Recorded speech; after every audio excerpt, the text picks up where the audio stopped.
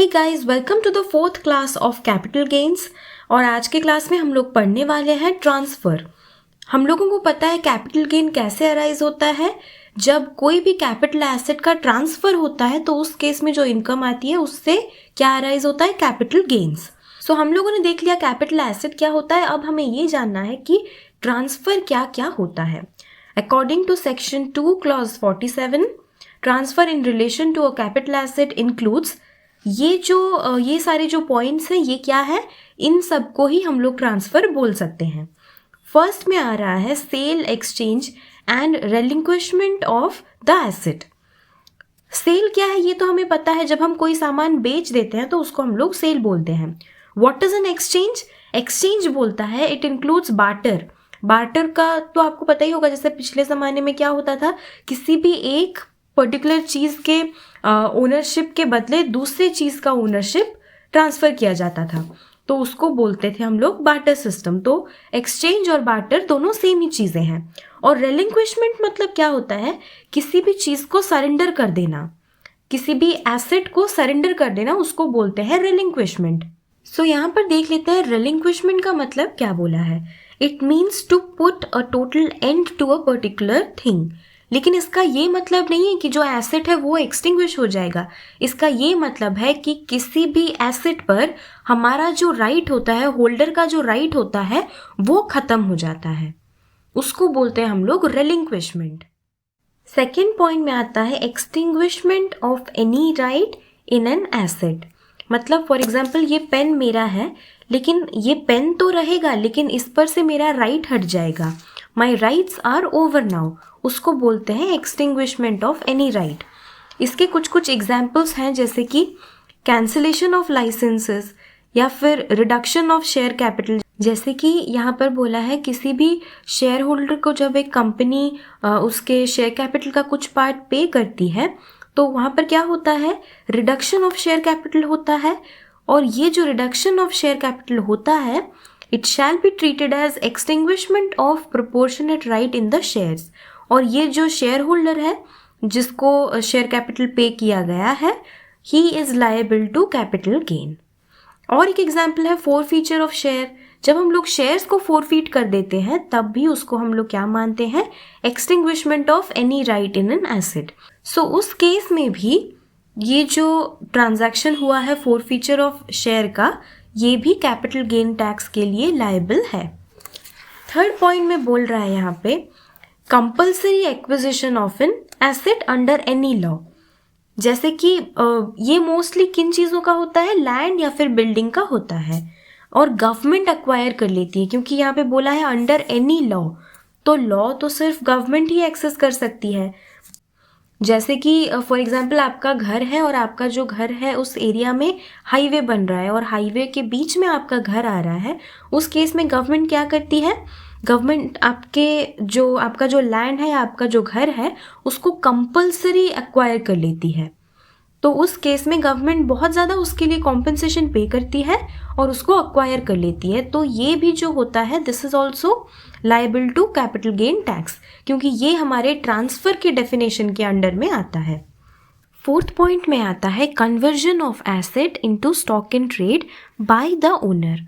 For example हम लोग के घर में कुछ ओल्ड ज्वेलरी था जिसका प्राइस है 20 लाख रुपीज़, और उसको हम लोगों ने क्या किया, हम लोगों ने एक ज्वेलरी का बिजनेस स्टार्ट कर दिया और उन्हीं ज्वेलरी को लेकर हम लोगों ने अपने बिजनेस में लगा दिया। तो फॉर एग्जांपल ये ज्वेलरी हम लोगों ने बहुत साल पहले खरीदी थी जब इसका प्राइस था 20 लाख। लेकिन जब हम लोगों ने हमारा ज्वेलरी का बिजनेस स्टार्ट किया तो उस टाइम हम लोगों ने देखा कि ये ज्वेलरी का वैल्यू हो गया है 50 लाख। तो हम लोगों ने क्या सोचा, ये ज्वेलरी तो हमारा ही है और हम लोग इसको अपने ही बिजनेस में लगाएंगे तो क्या ही हो जाएगा। लेकिन यहाँ पर ये चीज़ आप टेक्निकली समझो, ये हम लोगों ने हमारे कंपनी का पीएल बनाया है, प्रॉफिट एंड लॉस स्टेटमेंट हम लोगों ने बनाया है। यहाँ पर हम लोगों ने दिखाया ओपनिंग स्टॉक कितना है, 50 लाख, क्योंकि ये जो ओल्ड ज्वेलरी था 20 लाख रुपए का, वो अभी हो गया है 50 लाख रुपए का। तो ये ओपनिंग स्टॉक है हम लोग का 50 लाख। और फॉर एग्जाम्पल ये 50 लाख को हम लोगों ने सेल कर दिया कितने में, 52 लाख में फॉर एग्जाम्पल सेल कर दिया। तो ये जो 2 लाख का हम लोग का पीजीबीपी का इनकम आएगा, वो एक्चुअल में कितना है? वो एक्चुअल में है 52,000। हम लोगों ने एक्चुअल में ये जो 20 लाख का ज्वेलरी है उसको हम लोगों ने 52 में बेचा है, तो हम लोगों का एक्चुअल में प्रॉफिट कितना हुआ? 32 लैक्स हुआ। लेकिन हम लोग यहाँ पर टैक्स कितने पर पे करेंगे? हम लोग पीजीबीपी टैक्स तो पे करेंगे ये 2 लाख पर। लेकिन तो गवर्नमेंट का ये जो 30 लाख का जो ये कन्वर्जन, ये टाइम के साथ जो वैल्यू बढ़ गया, ये जो 30 लाख का ये गवर्नमेंट का लॉस हो गया। तो इसीलिए गवर्नमेंट ने क्या कर दिया, अगर खुद ओनर भी अपना ही एसेट अपने इन्वेंट्री में यानी कि अपने स्टॉक इन ट्रेड में कन्वर्ट कर दे, तो उस पर क्या टैक्स लगता है? उस पर कैपिटल गेन टैक्स लगता है। नेक्स्ट पॉइंट यहाँ पर बोल रहा है any transaction of immovable property under section 53A of कौन सा act? Of the transfer of property act 1882। हम लोग को पता है कि जो इमूवेबल प्रॉपर्टीज होते हैं उन लोगों का जो एक्ट है वो है ट्रांसफर ऑफ प्रॉपर्टी एक्ट 1882। कौन सा एक्ट गवर्न करता है मूवेबल प्रॉपर्टीज को? वो हमें पता है, सेल्स ऑफ गुड्स एक्ट 1930। ये हम लोगों ने लॉ में तो पढ़ा ही है ये वाला एक्ट। तो अभी हम लोग देख लेते हैं कि यहाँ पर क्या बोल रहा है। हर वो ट्रांजैक्शन को ट्रांसफ़र माना जाएगा अगर वो ट्रांसफ़र इमूवेबल प्रॉपर्टी का हो रहा हो और वो under section 53A of the transfer of property act 1882 के अंडर में हो। तो यहाँ पर इसका मतलब है 53A में बोला है कि अगर आपने एग्रीमेंट टू सेल दे दिया है और सामने वाले ने पोजीशन ले ली है, आपने एग्रीमेंट टू सेल दे दिया है और जो एडवांस मनी है वो फॉर एग्जांपल आप लोगों ने रिसीव कर लिया है, तो उस केस में इस ट्रांजैक्शन को कैपिटल गेन माना जाएगा। फॉर एग्जांपल आप लोगों ने किसी अपार्टमेंट में एक फ्लैट ले लिया है और बिल्डर ने क्या किया है, आपको एग्रीमेंट टू सेल दे दिया है, आप लोगों ने पोजीशन भी ले लिया है और आप लोगों ने बिल्डर को कुछ पेमेंट भी कर दिया है। फॉर एग्जांपल अगर जो फ्लैट है वो 3 करोड़ रुपए का है तो आप लोगों ने उसको 1.5 करोड़ रुपए दे दिया है। तो इस केस में क्या हो जाता है, इस ट्रांजैक्शन को भी हम लोग कैपिटल गेन, इस ट्रांजैक्शन को भी हम लोग ट्रांसफ़र मानते हैं। तो अगर उस इमूवेबल प्रॉपर्टी को अगर आप सेल करते हैं तो उस केस में भी आपको कैपिटल गेन टैक्स पे करना पड़ेगा। नेक्स्ट बोल रहा है any transaction which has the effect of transferring और enabling the enjoyment of any immovable property. इसका मैं एग्जाम्पल एक दे रही हूँ। जनरली अगर एक फ्लैट खरीदना है तो हम लोग क्या करते हैं, उस फ्लैट को अपने नाम पर रजिस्टर करते हैं। फ्लैट बन जाने के बाद उसको अपने नाम पर रजिस्टर करते हैं। लेकिन बहुत सारे केसेस में जो बिल्डर होता है वो क्या करता है, वो एक लैंड परचेज कर लेता है। फॉर एग्जाम्पल उसने ये लैंड परचेज कर लिया है और इसको उसने ये लैंड को रजिस्टर कर दिया है फॉर एग्जाम्पल XYZ सोसाइटी के नाम से। ठीक है, इस सोसाइटी के नाम पे ये जो लैंड है ये रजिस्टर्ड है। अब क्या करता है, वो यहाँ पर टावर्स बना लेता है। ठीक है, ये टावर्स बना लिया बिल्डर ने।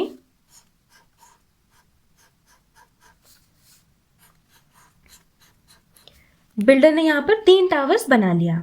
तो ये जो टावर्स हैं, अगर यहाँ पर किसी और के नाम पर रजिस्टर नहीं होता है ये टावर्स, तो ये ऑटोमेटिकली किसके नाम पर हो जाएगा, जिसके नाम पर ये ज़मीन है, जिसके नाम पर ये लैंड है, उसके ही नाम पर ये बिल्डिंग्स भी हो जाएंगे, ये टावर्स भी हो जाएंगे, यानी कि XYZ सोसाइटी के नाम पर हो जाएंगे। सो अब जो बिल्डर है वो क्या करता है, ये जो फ्लैट्स बेचने के लिए वो इन इंडिविजुअल फ्लैट्स का रजिस्ट्रेशन नहीं कराता है ओनर्स के साथ। बिल्डर क्या करता है, वो फ्लैट बेचने के लिए ये जो XYZ सोसाइटी है इसका मेंबरशिप सेल करता है।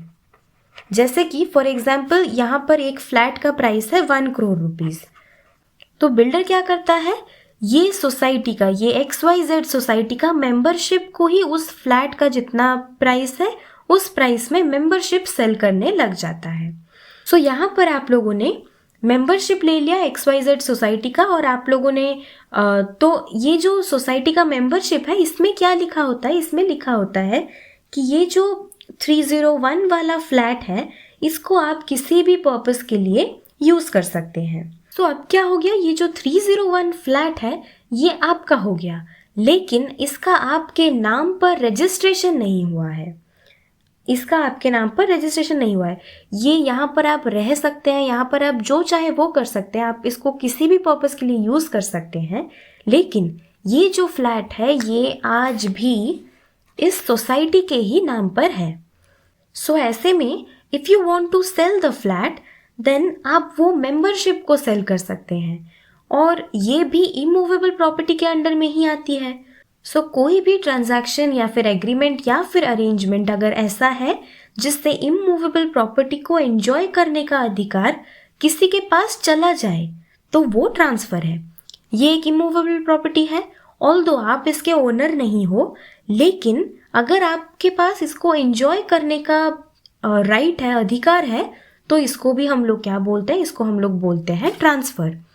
तो इस केस में अगर आप ये मेंबरशिप को बेच देते हैं तो ये भी आपका कैपिटल गेन के अंडर में टैक्सेबल हो जाएगा। नेक्स्ट बोल रहा है मैच्योरिटी और redemption of a zero coupon bond. Zero coupon bond तो हम लोग को पता ही है, गवर्नमेंट नोटिफाई करती है, तो उसका अगर मैच्योर्ड हो जाता है या उसको रिडीम करना है तो वो उस केस में जो ट्रांजैक्शन होता है वो भी ट्रांसफ़र ही कहलाता है। लास्ट पॉइंट बोल रहा है any insurance claim due to damage or destruction of property. अगर इंश्योरेंस क्लेम नहीं है, फॉर एग्जांपल आपका एक प्रॉपर्टी, आपका एक घर है और वो किसी भी कारण से डैमेज हो जाता है या डिस्ट्रॉय हो जाता है, सो अगर इंश्योरेंस क्लेम नहीं है तो जो भी सेल कंसिडरेशन आएगा वो ज़ीरो हो जाएगा। ये सेल कंसिडरेशन ज़ीरो हो जाएगा, लेकिन इसका कॉस्ट तो कुछ रहेगा ना, तो आपको तो यहाँ पर ऑब्वियसली माइनस में ही, नेगेटिव में ही आएगा, आपका लॉस ही होगा, गेन तो बिल्कुल होगा नहीं।